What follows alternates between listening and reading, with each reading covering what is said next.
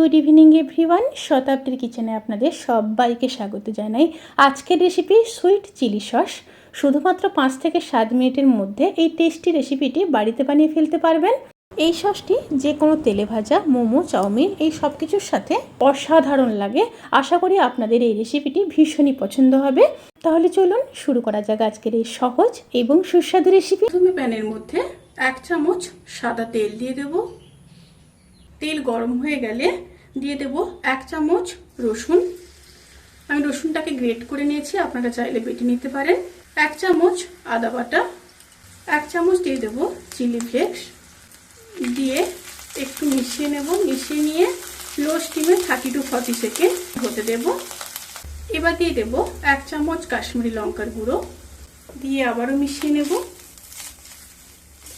Pan থেকে যখন একটা সুন্দর স্মেল আসতে শুরু করবে সেই সময় দিয়ে দেব 1 কাপ জল। 1 কাপ জল দিয়ে জলের সাথে মশলাগুলোকে খুব ভালোভাবে মিশিয়ে নেব। মিশিয়ে নিয়ে 1 মিনিট ফুটিয়ে নেব। জলটা যখন খুব ভালোভাবে ফুটে আসবে তখন 1/2 কাপ চিনি দিয়ে দেব।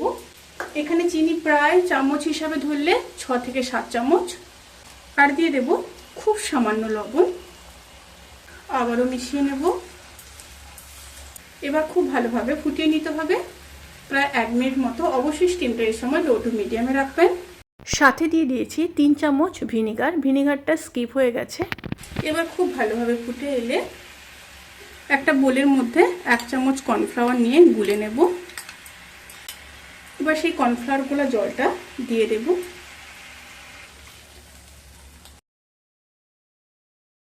এবার মিডিয়াম স্টিমে 30 to 40 সেকেন্ড হতে দেব। সুইট চিলি সস কিন্তু পারফেক্টলি ডান। এবার গ্যাসের ফ্লেমটাকে অফ করে দেব। অফ করে ঠান্ডা করে তারপর স্টোর করব।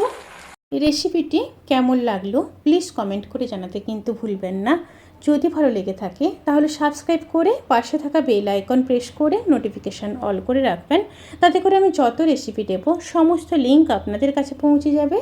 আপনারা সবাই ভালো থাকবেন, সুস্থ থাকবেন, সাবধানে থাকবেন। আজকের মতো এই পর্যন্ত।